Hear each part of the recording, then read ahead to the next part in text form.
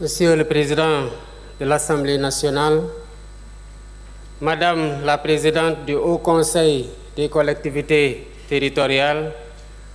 Monsieur le Président du Conseil économique, social et environnemental, Madame la Présidente du Haut Conseil du dialogue social, Monsieur le Président du Conseil constitutionnel, Monsieur le Premier Président de la Cour suprême, Monsieur le Procureur général près la dite Cour, Mesdames, Messieurs les anciens chefs de juridiction suprême,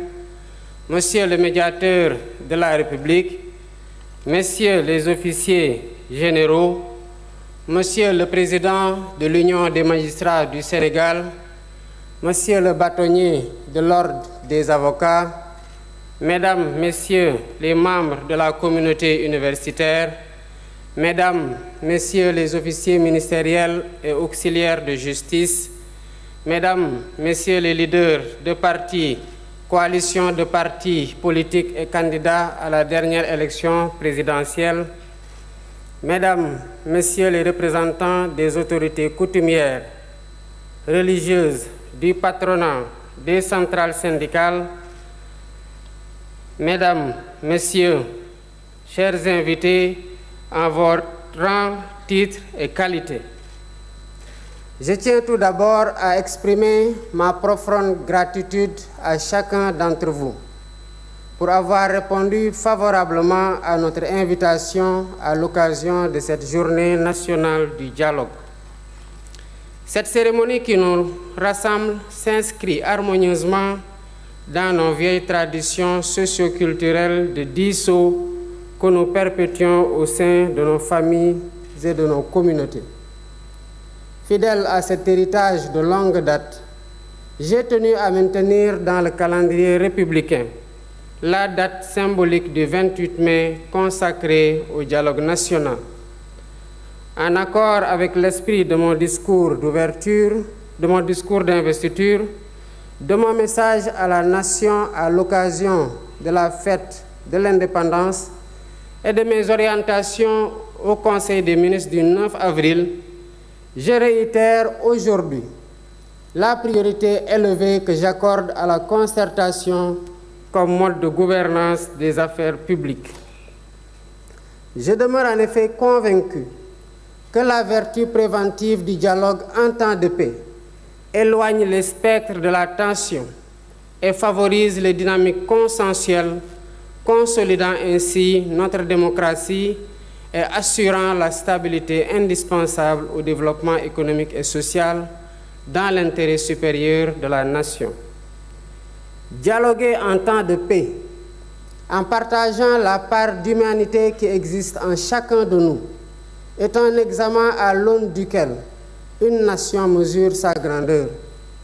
C'est tout le sens de cette journée, dont le thème porte sur la réforme et la modernisation de la justice. La problématique et l'urgence d'y faire face nous interpellent tous au-dessus de toute considération partisane. La diversité des acteurs ici présents en témoigne éloquemment. De plus, pour faire de cette concertation un cadre inclusif le plus large possible, nous avons lancé le 23 mai la plateforme Jubanti comme Vox Populi pour recueillir les contributions citoyennes. Sa gis-gis ci doxalinu yoon. La justice étant rendue au nom du peuple, il est donc pertinent que le peuple ait son mot à dire sur la manière dont elle doit être rendue. Au demeurant, je rappelle déjà qu'en avril 2018, le besoin de modernisation de la justice avait fait l'objet d'un rapport d'un comité de concertation mis en place par le garde des Sceaux, ministre de la Justice. 6 années après ces concertations, et après avoir été traversé par de violentes secousses, force est de reconnaître que notre système judiciaire a besoin d'une profonde refondation, que seule une approche inclusive permettra de réussir. Œuvre collective démarche participative et exercice de co-construction. Voilà le triptyque qui doit guider notre action. Sous ce rapport, je voudrais particulièrement insister sur le fait que nous n'ouvrons donc pas ici un procès en inquisition pour désigner un ou des coupables à jeter aux orties. Il est plutôt question de tenir un débat lucide et serein, posé et apaisé,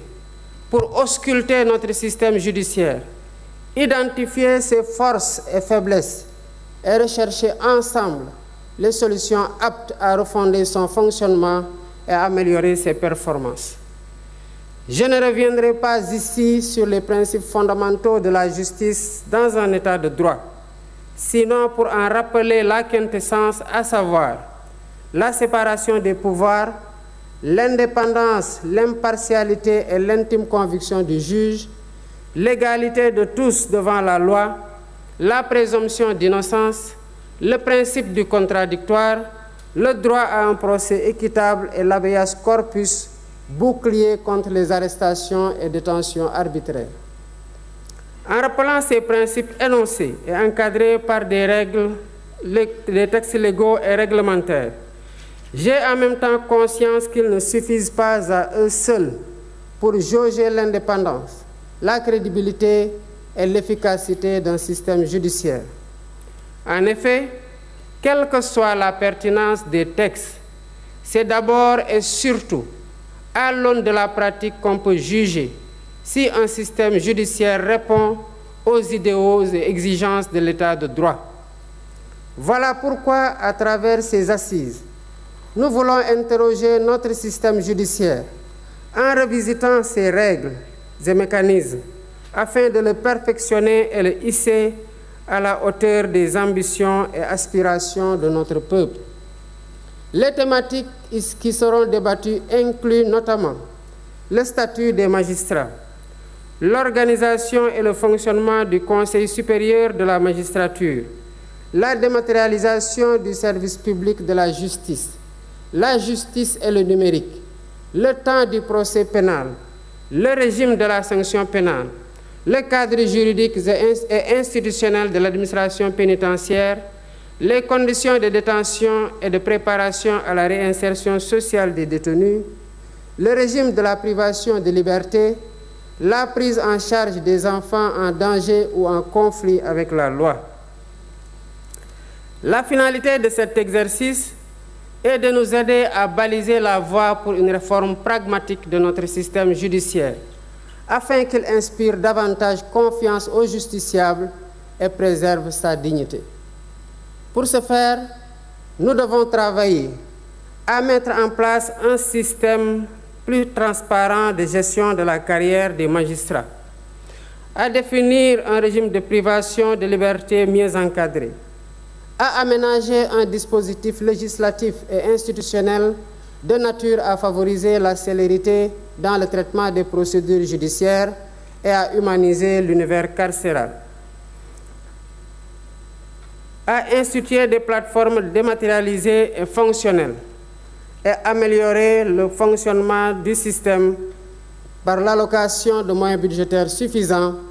et la poursuite du programme de construction et de réhabilitation des infrastructures. Il convient aussi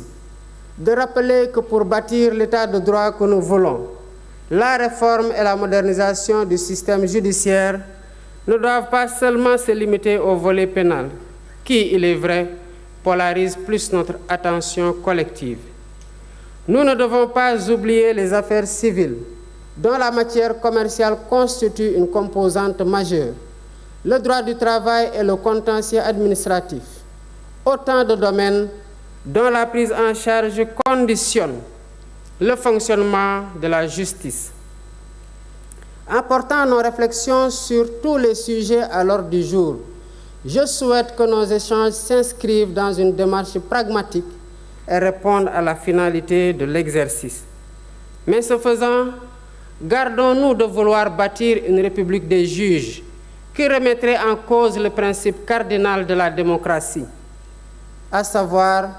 le gouvernement du peuple, par et pour le peuple, en vertu duquel les élus restent les dépositaires légitimes du pouvoir étatique. Je suis confiant que nous pouvons y parvenir par une concertation sereine, ouverte et apaisée. Sur ce, je déclare ouverte la Journée nationale du dialogue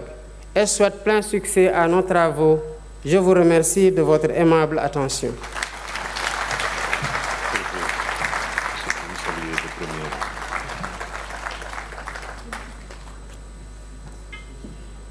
Merci,